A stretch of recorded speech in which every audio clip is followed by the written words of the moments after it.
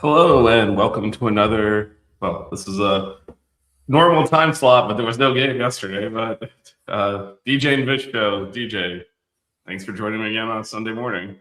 Yeah, you're welcome. A playoff show, another playoff show. We weren't sure who we were going to see when we did our Thursday show, but we have Yeah, our at the opponent now. time, it certainly looked like Georgia was right. I think towards the end of our show is when they had the fumble Yeah, return for 6, and then Ole Miss bungled the 2-minute drill. They were down 9 going into the 21 to half. It 12 by kind that of point. felt Yeah, it kind of fell over.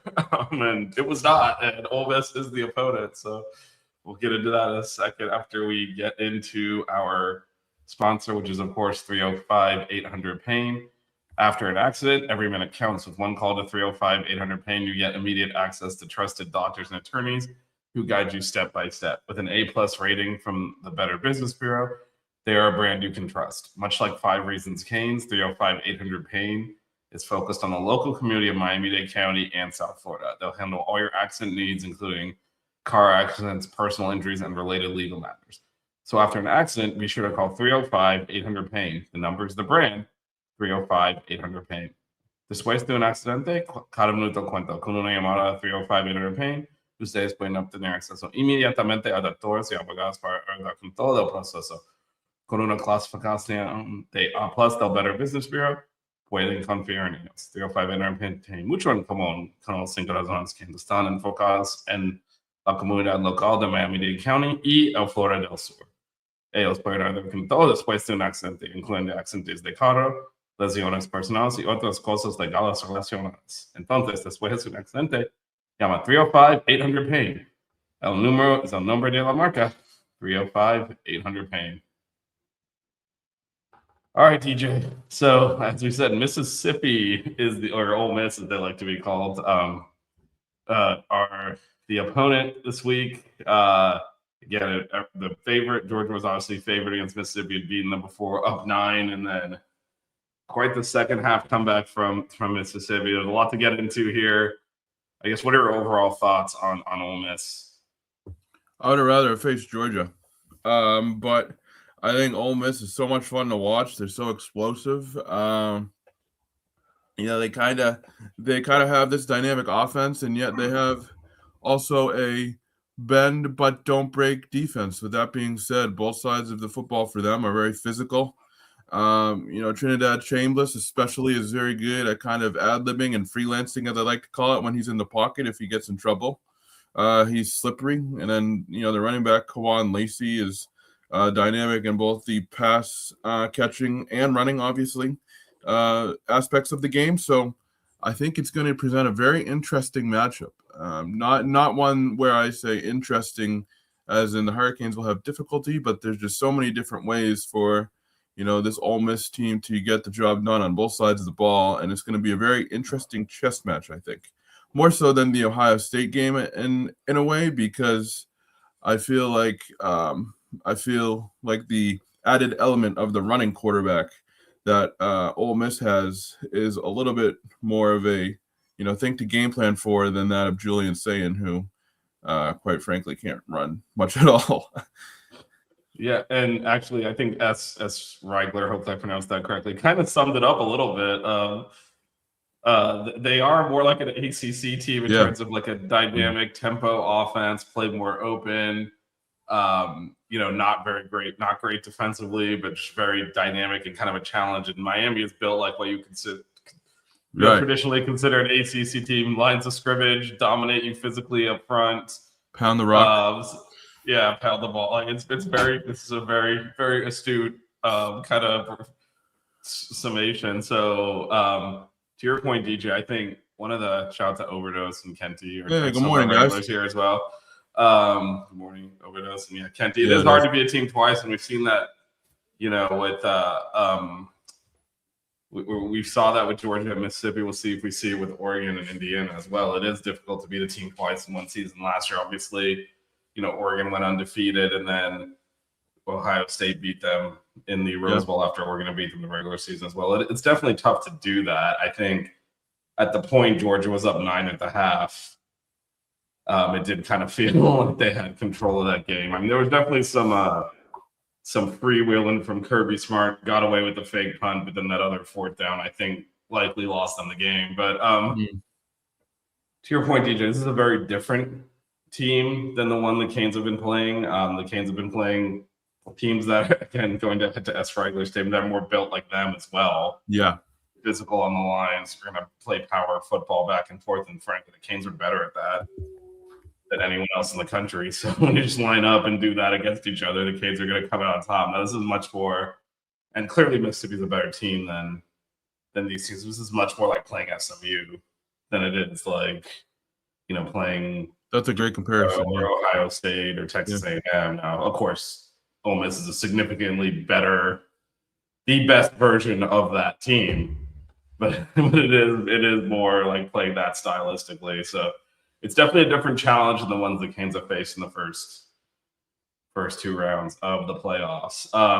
The other thing we should probably talk about to get your take, the coaching situation at Ole Miss is quite the mess right now. So the latest update is that we're hearing conflicting rumors on whether Kevin Smith, the running backs coach, whose name should be familiar to those around here, is going to going to continue to coach at Ole Miss. I believe he finally came out and said he was going to see it out after rumors were that he would not. But all of their assistant coaches that are going to LSU went to Baton Rouge over the weekend for meetings and all that because they technically work for LSU right now. And then definitely Charlie Weiss Jr. is going to call plays, but they're doing double duty right now in terms of working for LSU and game planning for Miami. Do you think that'll have any impact on this game? No, I mean, because the main guy that's still there is Pete Golding, and he's shown that he can, fill in as a head coach quite nicely. He has the team playing for him, and I think Ole Miss has a bit of motivation with all this coaching, BS, for lack of a better term, and all this movement and, the staff not being there. So, I think Pete Golding has a very tight-knit group, and we should honestly, when we run out of stuff to talk about one day, talk about why we think the calendar should be changed for college football, because we could do a whole episode on that, I think. But maybe that is some off-season content for sure. For sure. But I mean, the issue they have is the desire to make money running headlong into an academic calendar. Like, you can't open the portal. You can. Well, I mean, look, theoretically, these players have to be in school. You can't open the portal in February. Yeah. No, I know, but you can't. I mean, that is an issue, right? You can't open the portal in February when the semester's already started. Yeah. They have to be able to enroll in their new school for the spring semester, and that's why the portal has to open earlier. So it is a mess. It's a big mess. The obvious solution is to chuck the bowl system and actually just the week after the championship game, play the first round on campus, the second round on campus, and then the third round on campus in the 3 intervening weeks. And then you have the championship game on January 4th, like it was for the first 100 years of college football. But you're not the first person to bring that up to me, obviously. Yeah. We've all thought it, and I agree with it. Yeah, but money.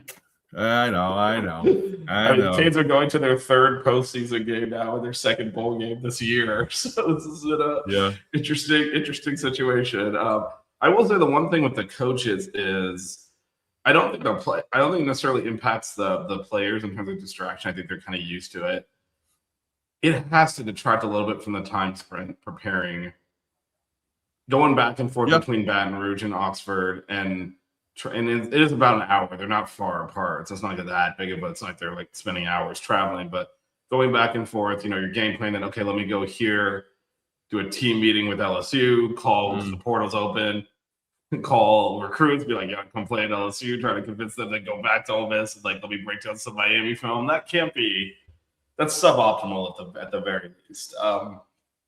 So I think the difference between this and them prepping for Georgia, because there's a little bit of that. There's a little bit of, there was a little bit of this before. It's obviously now the portal open, they have a lot more to do at LSU than they did maybe a few weeks ago. But, all respect to Tulane, they had a month to prep for Georgia, essentially. Like they knew that they were going to play Georgia when that bracket dropped. So that bracket dropped at I think the first weekend in December, and they knew immediately we're playing Georgia.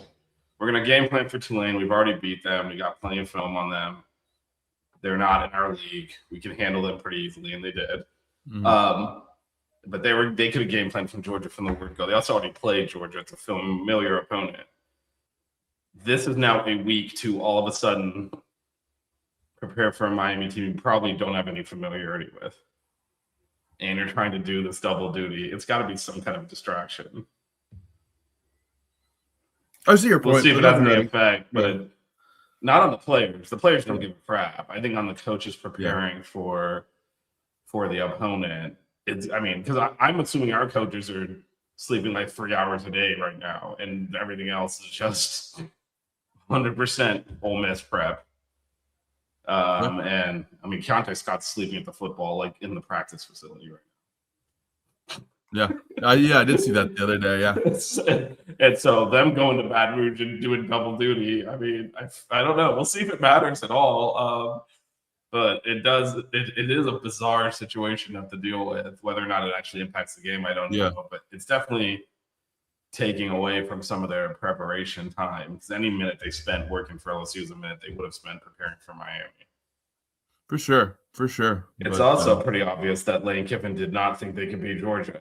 You got to think if he thought they could get this far, he wouldn't have taken the LSU job. He must have in his head thought we're going to lose anyway. It doesn't matter. Yeah, you have to think, right? You have to wonder what he thought, and quite honestly, I don't think he was in the minority in thinking that they couldn't beat Georgia, but they did, and you wonder if he's kind of kicking himself right now as he has to rebuild LSU, and he really could have taken Ole Miss to a potential national championship game. Yeah, again, as for all of his media presence and his kind of ubiquity in college football, he has never won anything. And this is after coaching at USC and Tennessee before. He also coached in the NFL with the Raiders and didn't win anything there. Well, to be fair, Al Davis, Jamarcus Russell. Right. My point is this guy has had a lot of high-profile jobs and has never won a damn thing. Yeah. And so the idea that he would turn down an opportunity to finally win something if he thought that was realistic. That was the whole thing at the time, right? It's like, you're really going to leave a playoff team to go try to rebuild LSU? Are you crazy? You gotta he wanted to coach the bowl games, and the AD nixed that right away. Yeah, of course he wasn't going to let him have LSU's head coach coaching your team in the playoffs. You can't do that. But I think Lane Kiffin misread the situation a little bit from a playoff committee standpoint, because I think he thought that, if you recall, we spent a lot of time in the last month of the season reading the bylaws for the playoff selection criteria for obvious reasons. Yeah. The second bullet point was head-to-head. The fourth one is if a critical coach or player is missing, that could impact your seeding and your placement, or potentially your inclusion in the playoffs. So I think he thought he had leverage with Ole Miss to say, I'm leaving, but if you don't let me coach this game, the committee is going to whack you. Yeah. And I'm sure they backed on the committee, and the committee's like, we're not doing anything with that. If he's not there, we don't care. And so they told him to kick rocks. But I think he thought he had that play, because we all know what they did to Florida State. And that's why that rule is in there, so they can do that to teams like that. So I think he probably thought he had some leverage. And I'm obviously there is, although they'll never publicly say this, there is back channel communications between committees and conference commissioners and all that. And I'm sure they basically said, don't worry about that. You don't have to let them coach. We're not going to penalize. They didn't penalize Mississippi at all. And so then they were free to tell him to get the hell out, which they did, which was good. He shouldn't be around this program. He's a snake. And the other question is, would they have even beat Georgia if he was the coach? That's the other half, because he never wins those games. He's not won anything. This is Mississippi's biggest win, really, in school. I mean, they have some championships from back in the 50s when, like, there were 15 polls, and if you finish first in one of them, they give it to you. The schools count them. But, like, this is probably the biggest win in school history for them. And Lane Kiffin has been there a while and had big games that he's lost. So it's not – you have to wonder if they even beat Georgia. Because there wasn't – like you said, there was an element of – us against the world there from that team and that fight back and that cohesion that you wonder if it's there if Lane Kiffin is there. Certainly if he had gone to LSU and was allowed to coach the bowl game, you got to feel like some of the players like F that guy. Like, I don't know if they definitely wouldn't have played for him the way they played in that Georgia game. So it might have actually helped them in the short term. We'll see long term, of course, But I guess the other element here is the head coach is also the defensive coordinator, so he's doing double duty. They're stretched pretty thin from a staff perspective. Now they do have some, obviously Charlie Weiss Jr. is going back and forth between Baton Rouge. He will coach the game, but the quarterback's coach is Joe Judge, who's like a head coach of the Giants and stuff. So they have some experienced coaches on the staff. It's just another one of Bill Belichick's lackeys who Bill Belichick may look bad, but he's actually a pretty decent coach. I mean, you think? Yeah.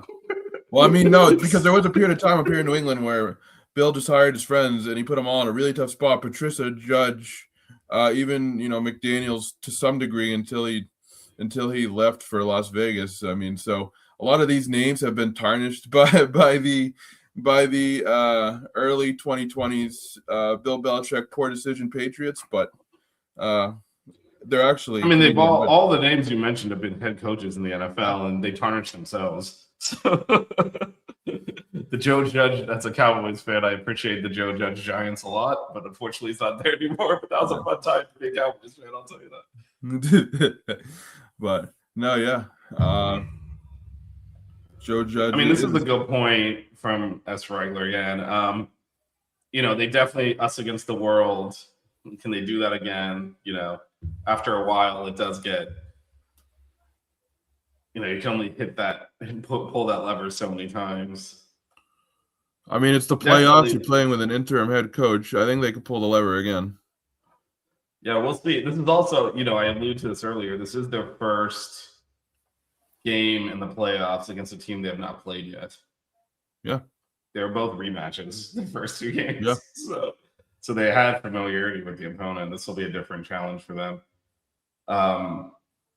All right, let's get into a little bit more detail here on Ole Miss. As you mentioned, as we talked about earlier, they're very, very different from the teams the Canes have played. They're very offense first, which is interesting because the defensive coordinator is the head coach now. But what's your take on this offense? They have talented running back, talented receivers, talented quarterback.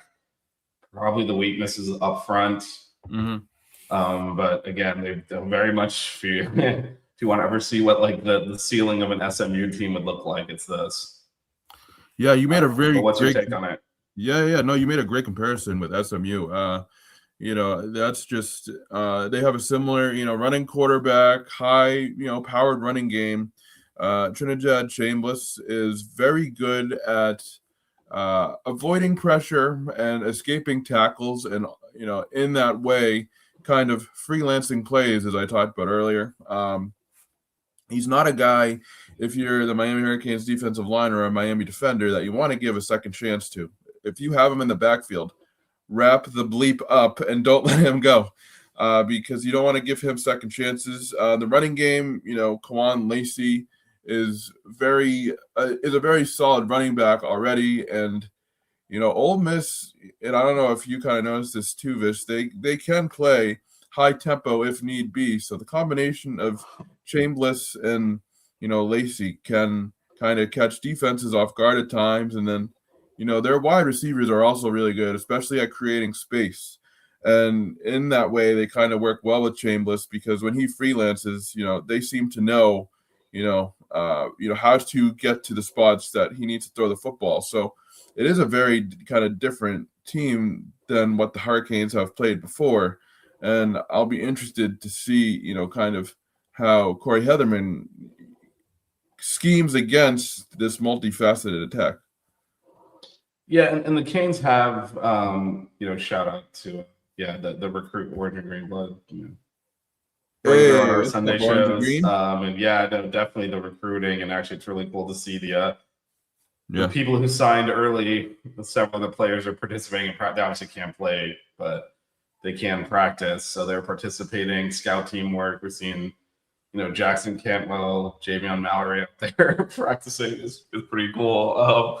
And as far as point, they're an FSU offensive, hybrid offensively. So they actually talked to Heatherman about that.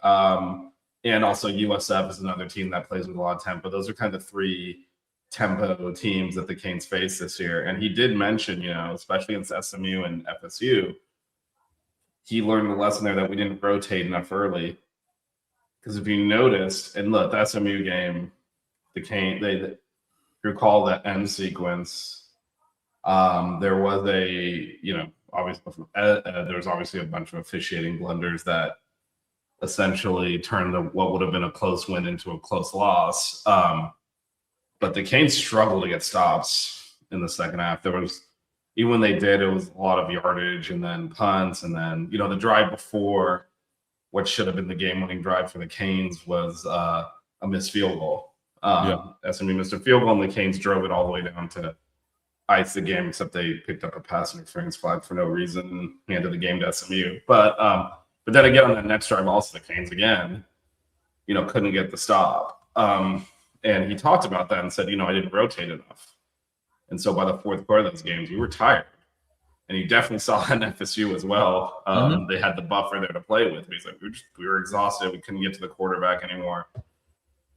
So we'll see, what adjustments he makes. Now, I will say what we've seen those are all, even the SMU game, that was, 6 games ago now. It was a long time ago. And what we have seen in the interim is the development of a lot more depth on that defensive line because it was Bain, it was Mazador. At that point, it was really just Moten and Blay. Yeah. And then, Justin Scott hadn't really emerged yet. He's now, probably the best defensive tackle on this team. Armando Blunt wasn't getting a lot of reps at that point. He's playing a ton now. Lightfoot is playing better too. Yeah, Lightfoot's playing a lot more snaps. And so I think we're going to see a lot more. We're going to see a lot more rotation at the position in this game early. Keep the legs fresh. And I think that'll help a lot. Yes, Mr. Owens said there was a brutal roughing the passer call in life in that game. But if you recall at that point, looking at where the ball was, they had moved it. Because remember, we punted from midfield. They'd moved it, got several first downs to get to that point. Again, this is from Heatherman himself. I didn't sub enough, and we kind of retired at the end and weren't at our best. So I would expect more. But he also has more ability to sub, like I said, because the defensive line, the depth has grown over the year. Yeah, and it was interesting because they talked to the broadcast last game about how much ferocity Ahmad Moten and Ruben Bain play with, and we all know that, right? But then they panned to a shot of them just absolutely sweating and playing at a high level, and they're two awesome players, and it's probably hard to sustain that level of play throughout the entire game. So those rotations will be extremely important, and it's just kind of funny watching the national media point out what we already knew. Yeah, and I agree with the Orange and Green Blood here a bit. This is not the first mobile quarterback we played, and I do think, we learned over the course of the year, some of these guys are good. DJ Lockwood sucks, but there's a difference there. Byron Brown's a very good quarterback. I put Castellanos in the suck category too in terms of Castellanos not very good. Jennings at SMU is good. CJ Bailey is very good. He looked like complete garbage against us. So I think you can see as the season went on, I do think the defense improved. They're playing their best football right now. And again, some of that is building that depth in, because there's also, that whole November run is without Keontae Scott. Yeah. This is a defense that, while that hurt at the time, allowed them to build some depth in when these guys start coming back. Because remember, David Blay missed a lot of action. That's when Justin Scott really had to play more, got reps, got better. And so now there's just a lot of depth here across the board that is really just, I think they're in a much better position to rotate guys in than they were earlier in the season.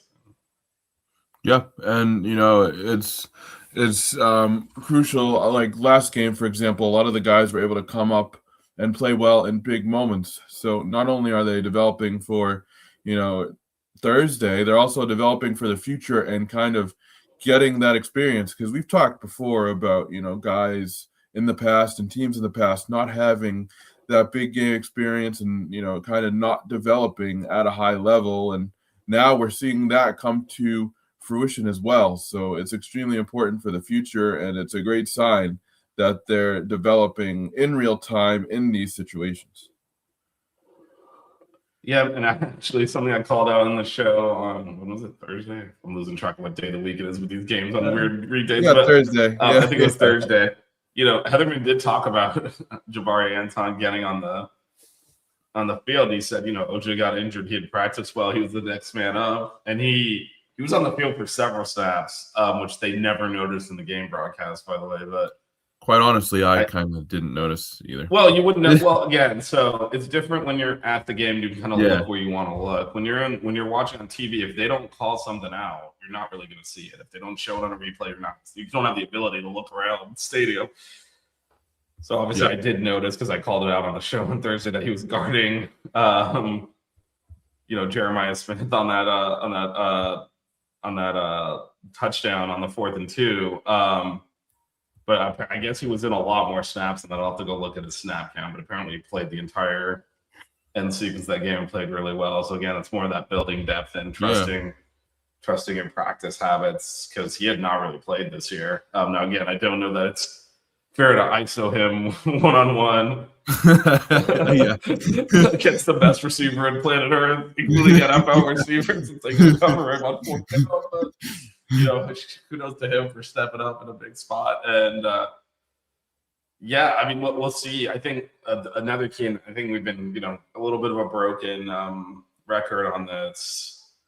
These teams that play tempo, you have got to get off the field quickly. Yeah, they get stronger as the drive gets longer. Start wearing down more. So I think we saw that, and I think we saw that to Georgia in that game too. You could tell Georgia was gassed in certain parts of the game. Yeah, and I think 3 outs are going to be very important, because that's where you stay fresh too, right? And I think, to your point, I think that that is very important to get off the field. You keep your legs fresh and prevent them from getting that rhythm going, because you sack them, you're forcing completions, you hold them to negative plays. They're not really, then they come out of that tempo. So, and kind of on that point of, making plays and tempo and things, Ole Miss doesn't have a Jeremiah Smith, but they do have 2 very good wide receivers in Harrison Wallace III and Dezon Stribling. Wallace had 9 catches for 156 yards and a touchdown, and Stribling had 7 catches for 122 yards. So they're not going to see a Jeremiah Smith level player in this game, thankfully, but Ole Miss definitely has some wide receivers that can cause matchup problems. Yeah, and Lee, who's I think their 4th or 5th wide receiver this year, was their leading receiver last year and first team All SEC last year, and he had a very slow start to the season. He started to come on lately. This is going to be, look, so Ohio State's wide receivers are better than Ole Miss's, but Ole Miss's, if we had not just played Ohio State, would be like, damn, we haven't had to cover someone like this all year. They're very good. They're very talented. It's going to be a tough matchup. And as Overdose mentions, Lacey, their running back, is a beast, running and catching.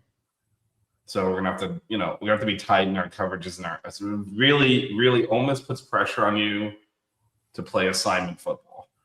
You gotta be on top of that. And limit explosives, force 3 and outs. I will say again, the big advantage the Canes have is the Canes' defensive line is significantly better than Ole Miss's offensive line. And I think that's where they're going to have to, because if it becomes a 7-on-7 drill, that's not to the Canes' advantage.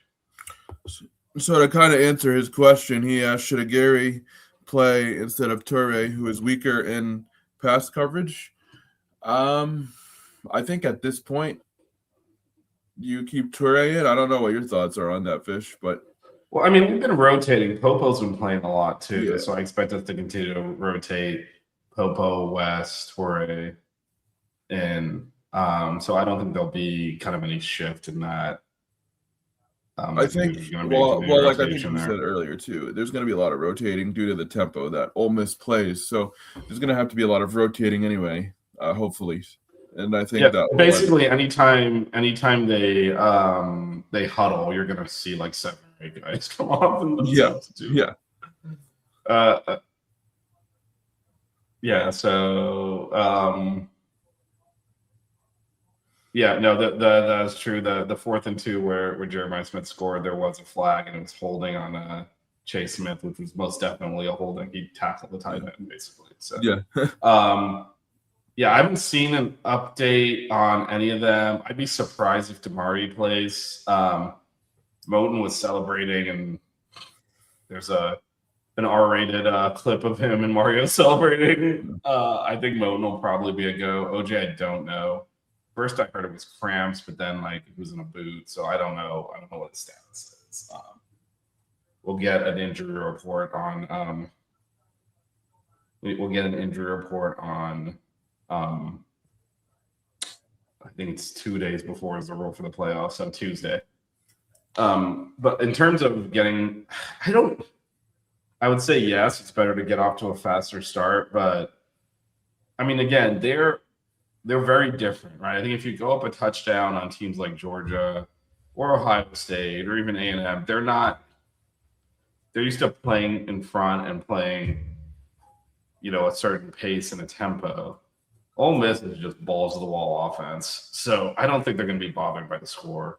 Yeah. They expect to score touchdowns every time to get the ball. And it's different. One of the things we talked about on Thursday's show, when you get up on Ohio State 14-0 at halftime, they stuck to their game plan. They methodically drove the ball down the field and they ran the clock out effectively. And Ole Miss is not that type. They don't really care the scores, but they know they can score in 30 seconds. And Ryan Day did not have his best game as a play caller in that. Well, I mean, they were damned if once you fall behind like that, you're damned if you do, damned if you don't. If you're Ohio State, because if he started forcing the ball into coverage, we would have 5 or 6 interceptions. So we had to take the underneath and slowly drive the ball down. Now Ole Miss, with the way they play. With the way they play tempo, they can score quickly within the flow of their offense, which is not what Ohio State or A&M or Georgia or those types of teams do. So that's going to be that'll be it'll be interesting to see. But I think Ole Miss is less bothered by falling behind. They are.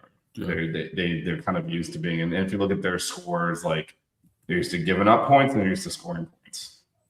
So they're not like to them. I don't think the scoring really matters. And interestingly enough, they turned that game against Georgia into an Ole Miss style of game, right? They want to play those games in the 30s, not in the 20s. So and it's kind of weird like that, isn't it? But as soon as they were able to get their momentum back, they turned it into that track meet style of game that worked in their favor. Yeah, I mean, the 2 times that there's only 2 times they have not reached 30 points, 24 points against LSU and Washington State. They won both those games close. In the game they lost, they scored 35 points against Georgia, but gave up 43. So like they're they can be scored on. Arkansas put up 35 on them, but they're kind of used to that high scoring game. So I don't think a touchdown will really phase them. I do think, to Gio Kane's point, though, if the Canes can get out in front and get stops, that then allows them to really just let's go the other side of the football, right? The Canes offense versus Ole Miss's defense. Ole Miss's defense is definitely the weakness of this team, in particular in the trenches. The Canes should be able to run the ball on the 65th rush defense.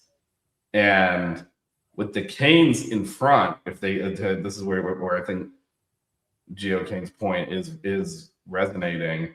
If the Canes are up a touchdown, you got to play score and clock situations. If they're up a touchdown, they can then, and they get the ball back, you can then go on one of those 7 or 8 minute drives, grind it out, and really eat a lot of the clock. Now, if you're down, you don't want to be taking that much time off the clock, which again, Ohio State learned that lesson. So I think that's where it's important to play with the lead, because then the Canes can lean on that offensive line, lean on that running game, grind it out. And that really does, help a lot then in terms of that tempo and that pace and how the Canes want to approach the game. Because if the Canes fall behind, again, you saw Ohio State do this, going on like a 10-minute drive when you're down 14 is not a smart thing to do. You don't want to, you need more possessions then. You need the more possessions, the better. So, getting in front and then getting the ball back where you can, okay, now we can really just power through on this. I think would be huge, because the Canes do have that ability against this defense to really possess the ball, dominate time of possession. And if they can do that with the lead, they have every opportunity to shorten the game, limit the possessions that Ole Miss offense has, keep the defense fresh, and really have that thing work. We talk about complementary football a lot and how this Canes team is built to do that. The offense has a part to do in stopping the Ole Miss offense too. Yep. Absolutely. And, I think when you look at this Ole Miss defense, particularly, their secondary is not the greatest. So I think if you can get the ball out to a guy like Malachi Toney, again, don't have him catch 20 passes and force the ball to him. But I feel like our receivers match up better against, obviously, this secondary as opposed to the Ohio State secondary. And you mentioned their defensive line being a weakness. I completely agree with that. And I think that they can win up front and against the secondary. I do like their linebackers, but I do think there's a little bit more of an opportunity for the big play on the part of Miami than there was against this Ohio State defense a couple weeks ago. So I think that is something that they'll have at their disposal for Thursday. Yeah, and several comments that Ole Miss does have a 6'7" defensive tackle who likes to bat balls down. The Canes don't throw a lot over the middle. No. They do a lot to the edges, so probably less of an issue. But yeah, no, if you're gonna throw in the middle, you gotta kind of work the ball around him. And I feel like that's smart, because I feel like Carson Beck kind of has trouble and kind of gets into trouble throwing over the middle. I feel like one of the adjustments they made after he was struggling a little bit, and what made him even better was that they realized, okay, the edges are where the bread is buttered. He likes those throws. He can make those throws, and we're getting positive yards. I think him throwing to the edges is just the way to go, and it's worked out for. Yeah, the other thing is, and he obviously started from the first game of the season. He was not 100%. Like, that was a serious arm injury he had. You can see his arm has gotten stronger. Some of those throws he's making to the edges, I don't think he had the firepower to make early in the season too. These are long. Some of these are from the opposite hash. They look like simple 3-yard passes. You got to fire that in there. It's going back the other way. And he has done a much better job of reading the defense, getting the ball out, but also his arm is there as well to do that. So that's kind of a big key there. But yeah, and this is also another. We talk a lot about how the Canes don't throw the tight end a lot. They don't throw over the middle a lot. So that's another reason. A lot of wide splits too from the receivers. A lot of receiver blocking screens. There's a lot of stuff on the perimeter because, frankly, when the middle is not heavy on the defensive side, the Canes run the ball. So they like to run in between the tackles and throw to the edges. And so if the defense, and a lot of this is Carson checking at the line of scrimmage. He's really, for all this talk about he makes bad decisions, throws interceptions, he's really smart. And so he kind of, a lot of these are run pass option plays, and he is not in it for the glory. So he checks to the run all the time because that's the play that's there. But if the box is heavy inside, that's when we throw to the edges. And so there doesn't really make sense to throw to the middle when the box is heavy. So we've seen a lot of that. But to Kentie's point, if the tempo is not working, they kind of are in trouble because they can go 3 and out in 30 seconds. We have the ball back and go on another 7-minute drive. It's very easy to wear their defense out too. Rocking right. Yeah, it's beat Florida, FSU, Notre Dame, and Ohio State in the same year. We're gonna reflect on this. We got 2 more big games to go, man. So we're not doing the season reflections yet. This has been quite the journey this year. I think our depth is pretty good. We talked about this earlier. I think our depth is pretty good. I am curious to see what we do, offensively, DJ, getting back to that a little bit. In terms of the running back rotation, we saw obviously Marty Brown essentially made several of the key plays to win that game after not playing in a significant moment since SMU. If you recall, Fletch got injured at the end of the game on that last drive. So that's why Marty was in at the end of the game in overtime. And frankly, just to be transparent, he did not play well. He was not maximizing yards. There was the play right before Carson threw that interception overtime, should have been a touchdown. And he kind of tripped himself. I do remember that. And then the next game, that's when Pringle emerged. And then Fletch came back and healthy and was the Fletch and Pringle show. And shout out to Marty Brown for staying ready. He did get it in garbage time against Pitt and caught a touchdown, but these are the first significant game pressure snaps he had seen since SMU, and makes the biggest catch of the game on 3rd down, busts through the hole for a big run and scores the winning touchdown, the clinching touchdown. So now, Dawson addressed that yesterday in the presser, said, Matt Merritt, the running backs coach, kind of does the rotation. And so, we'll continue to allow him to do that. I'm curious if we see Marty earlier in this game than we did, in Dallas. Yeah, I think he brings a different element to the game than Fletch does in a good way. I think he's a very good pass catcher. So I do wonder if we see him, if he's in a bigger role, do we see him as a pass catching running back? I think he brings that element. If Fletcher is having a great game, I wouldn't take out the hot hand. And obviously they're not going to, but sometimes you see, rotations and things like that, and then other games you've seen where they've just stuck with Fletcher the whole game for the most part. And so I think it'll really depend on, how Fletcher kind of starts off and starts things. But I would like to see Brown play a little bit more if the situations call for it. Yeah, we talked about this. Actually, it was interesting because we talked about this before the Cotton Bowl, and either it was our show or on the 6-Ring show. But Marty does have skills that no one else on this team does have. Mm-hmm. And if we went back 20 years, he'd be like, that guy's your 3rd down short yardage back. Yeah, he always picks up yardage. He doesn't lose yardage. Yep. He's by far the best receiver on the team out of the running backs. Yeah. He's great at blitz pickup. He reads the play expertly every time he grabs it. If he's the running back in the backfield, the blitzers never get him. He's so good at those, elite at those things. But we tend to, like you said, at least if it's one running back's possession, they tend to stay in, and we don't really sub for situational. It doesn't appear.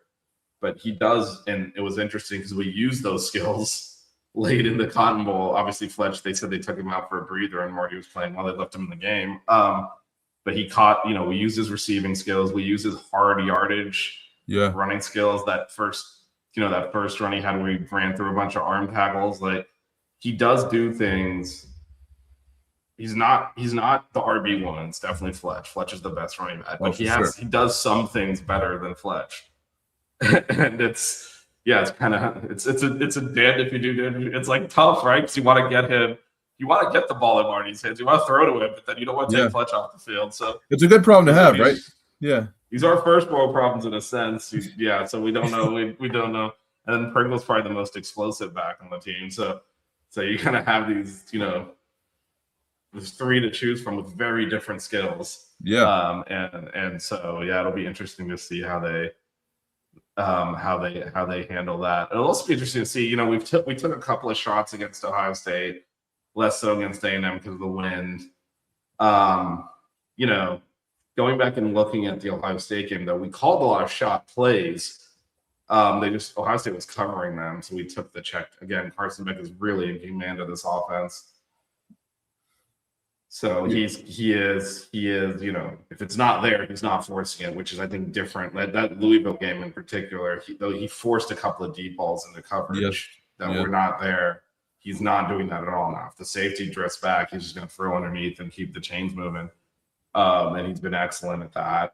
So I think we'll continue to call those shot plays, but we'll see if the coverage actually dictates we can take the shot. So far, like both teams we played have been playing well. I mean, the win certainly didn't help the first game, but they've been kind of playing coverage, and that's one of the reasons we've also had a lot of success running the ball. Mm-hmm. As much as we love this offensive line, and there's really good backs here, we were not the best running team during the regular season yardage wise, because again, I think in the ACC teams tend to load up more in the box than we've seen here. I think what we had with Ohio State and A&M are two teams that are usually their front four winning.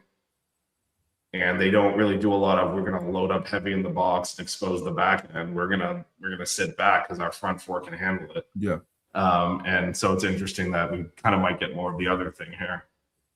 Yeah, and I think there will be opportunities for Miami to kind of take those deep plays, and if the situation calls for it, I feel more comfortable kind of playing that open style of game than I would against an Ohio State. So we'll see what type of offensive style they bring to the table. I think Beck has been much better in terms of, like you said, the underneath throws, the kind of the gift throws, and to take what you can get, and in particular, I was impressed with the couple times where he ran for first downs and stuff instead of forcing a pass or trying to make a big play. And I think if we kind of see that again, that would be the most ideal situation. And I thought he played a really smart game against Ohio State, and I thought he played a veteran game against Ohio State, and I would like to see more from that aspect again. I mean, he's been doing that for months now. Even the SMU game, that game was a nightmare in many ways. But if JoJo just catches the dime that Beck threw, which was going to be a touchdown because he cleared the safety, it's 14-0, and that game probably turns into a complete rout.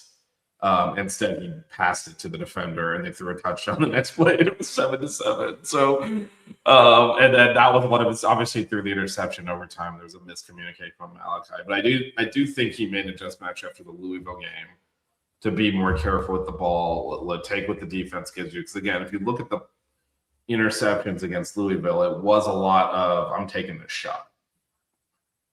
It was coming off the FSU game where he hit a bunch of deep passes, and I think he got a little bit overconfident. And it was kind of a little bit of a reset. Hey, just take with the defense. We're really good. You don't need to be the hero. And I think in doing so, he's become the hero. Like you said, running over safeties and linebackers to get the first down. Yeah. And really showing that leadership. So let's. So again, that game is, as we start to wrap up here, that game is Thursday at 7:30 Eastern, 5:30 if you're out in the desert with me. As Kenty mentioned, we are 0-4 in the Fiesta Bowl. It's the only major, what you consider New Year's Six bowl game that we have a losing record in. We are 0-4. Obviously, the a couple of national championships in the Fiesta Bowl that we yacked away 86 in 2002. So yeah, I'm trying to exercise more demons here. That's not been a friendly place for the Canes. The first time in the stadium though, so maybe not in the actual like when I actually went to that game against Ohio State 23 years ago. I was in college. That was in Sun Devil Stadium on ASU's campus back then. So now it is in the Cardinal Stadium in Glendale. So a little bit of a maybe all the voodoo stayed in that stadium. And, well, I have my own bad memories in the Cardinal Stadium in Glendale, so I definitely understand what you mean there.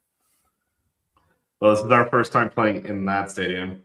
Well, for me, the 07 Super Bowl against the New York Giants, as a Patriots fan, that was that was the day that I too did not like the stadium. So I'm hoping we can, like you said, shed some more positive light on this venue by the time Thursday is all set.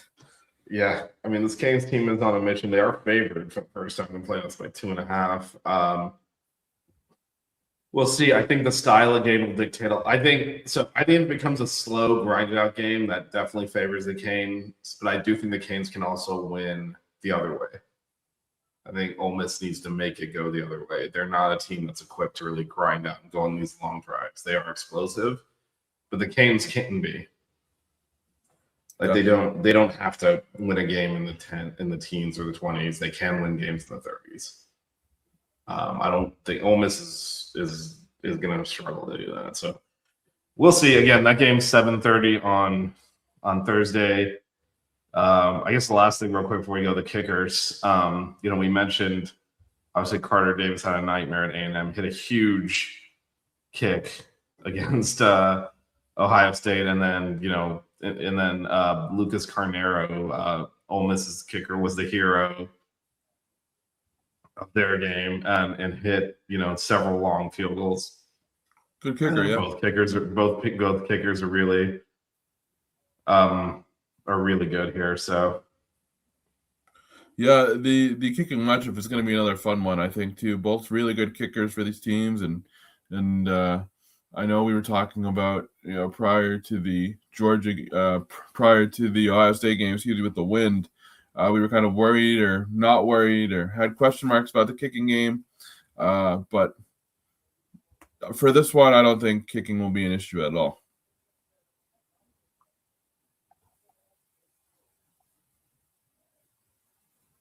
So, yeah, no, I don't.